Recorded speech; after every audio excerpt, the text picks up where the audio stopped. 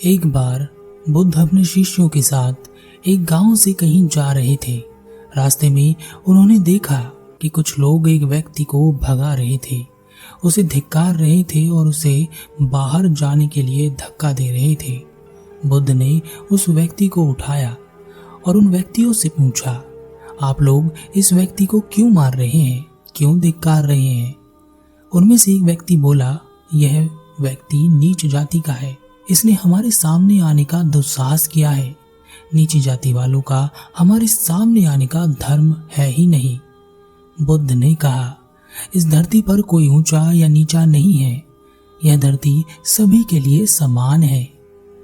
व्यक्ति बोला, तुम अपने आप को बड़ा महात्मा कहते हो, लेकिन तुम्हें यह नहीं पता है कि यह धर्मशास्त्र है और यह धर्मशास्त्रों में लिखा हुआ है।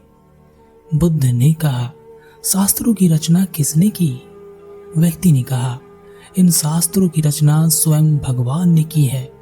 बुद्ध ने कहा, क्या तुमने देखा उस परमात्मा को इन शास्त्रों की रचना करते हुए? व्यक्ति ने कहा, नहीं, मैंने नहीं देखा, लेकिन हमारे पूर्वजों ने देखा है, शास्त्रों में ऐसा ही लिखा है। बुद्ध ने कहा, तुम सब लोग शास्त्रों की बात मानते हो, क्या कभी तुम अपनी बुद्धि की नहीं सुनते? क्या कभी तुम अपनी नहीं सुनते? शास्त्रों में जो लिखा है वह सही हो यह जरूरी नहीं है, यह परमात्मा ने ही लिखा हो यह भी जरूरी नहीं है। व्यक्ति ने कहा, तुम हमारे शास्त्रों के ऊपर उंगली उठा रहे हो, यह हक तुम्हें किसने दिया? बुद्ध ने कहा, मैं किसी के ऊपर कोई उंगली नहीं उठा रहा हूँ, मैं तो सिर्फ इतना ही कह रहा हूँ कि आप इस व्यक्ति को मार रहे हैं, धिक्कार रहे हैं, क्या यह बात सही है? इस व्यक्ति ने किसी का क्या बिगाड़ा है? इसमें नीच जैसी क्या बात है? ऐसा क्या है जो आप में है और इस व्यक्ति में नहीं है? वह व्यक्ति बोला, इस व्यक्ति का दोष यही है कि इस व्यक्ति ने नीची जाति में जन्म लिया है और यह सब इसके कर्मों का फल है। अगर इसके कर्म अच्छे होते तो यह भी हमारे साथ खड़ा होता, न कि नीची जाति में जन्म लेता। बुद्ध ने कहा, क्या तुम मुझे बता सकते हो कि यह विभाजन किसने बनाए हैं? व्यक्ति ने कहा, यह विभाजन स्वयं परमात्मा ने किया हुआ है। बुद्ध ने कहा, परमात्मा कभी विभाजन नहीं करता, वह हमेशा जोड़ता है। जैसे उसने सभी को हवा दी, पानी दिया, खाने को अनाज दिया, उसने कभी किसी में भेदभाव नहीं किया, यह सब उसने सभी में बराबर बांटा है। हम लोग धरती पर आकर इन सब चीजों को छीनते हैं और उनका बंटवारा कर लेते हैं। उसने कभी नहीं कहा कि किसी को कम दो या किसी को ज्यादा दो या किसी को कुछ मत दो। उसका प्रेम सभी पर बराबर बरसता है। व्यक्ति बोला, यह बातें तुम हम सभी को बरगलाने के लिए करते हो, विभाजन तो परमात्मा ने ही किया है और ऐसा शास्त्रों में लिखा है और हम इस बात को पूर्ण रूप से मानते हैं। बुद्ध ने कहा, आप सब मेरी एक बात का जवाब दीजिए। आप जितने भी लोग यहाँ खड़े हैं उनमें सबसे श्रेष्ठ व्यक्ति इस गांव का कौन है? उन खड़े हुए व्यक्तियों में से एक व्यक्ति बोला, इस गांव का सबसे श्रेष्ठ व्यक्ति मैं हूँ। तभी दूसरा व्यक्ति बोला, तुम यह क्या कह रहे हो, इस गांव का श्रेष्ठ व्यक्ति मैं हूँ। तभी एक तीसरा व्यक्ति बोला, अरे तुम दोनों यह क्या बकवास कर रहे हो, इस गांव में सबसे ज्यादा सम्मान तो मेरा है, तो इसलिए सबसे श्रेष्ठ व्यक्ति भी मैं ही हुआ। उन तीनों व्यक्तियों में अपनी श्रेष्ठता को लेकर आपस में झगड़ा होने लगा। उनका विवाद बढ़ते बढ़ते बहुत ज्यादा बढ़ गया। बुद्ध यह सब देख रहे थे। बुद्ध ने कहा, रुक जाओ, कब तक लड़ते रहोगे?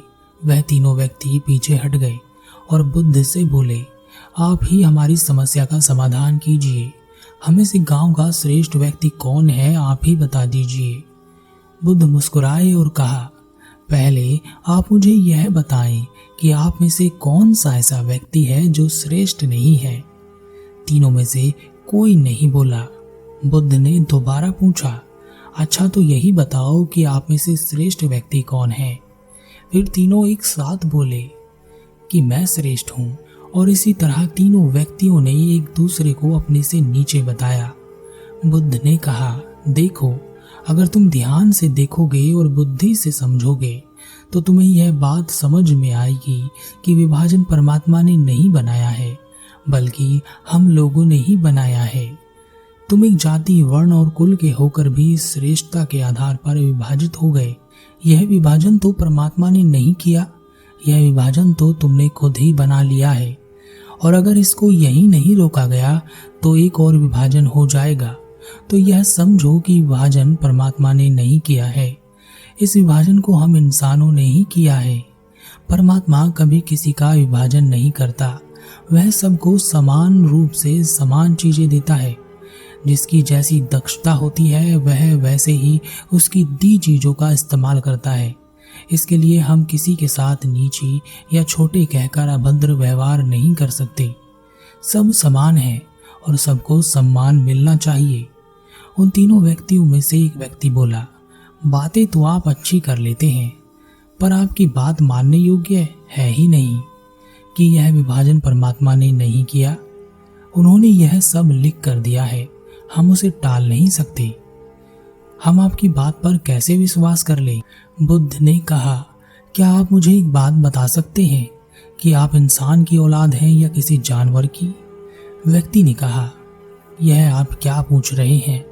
आप इतना भी नहीं जानते कि हम सब इंसान की औलाद हैं या जानवर की?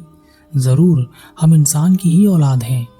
बुद्ध ने दूसरे व्यक्ति से पूछा, आप बताएं।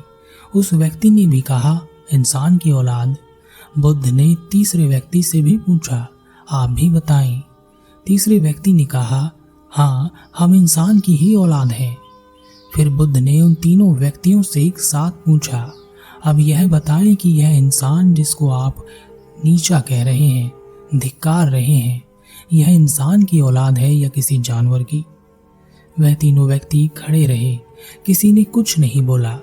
बुद्ध ने कहा, जिस प्रकार आप सब इंसान की औलाद हैं, यह भी तो इंसान की ही औलाद है।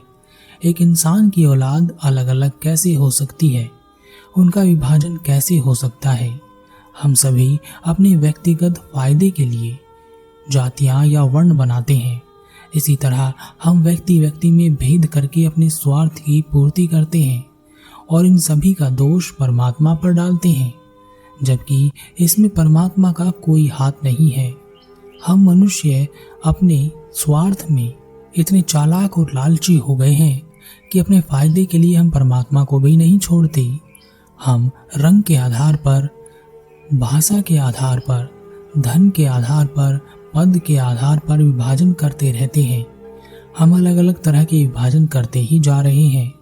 पहले हम शारीरिक तौर पर विभाजन करते हैं, फिर मानसिक विभाजन करते हैं, और इसी तरह विभाजन करते करते हम यह भूल ही जाते हैं कि हम एक रूप से एक साथ जुड़े हुए हैं।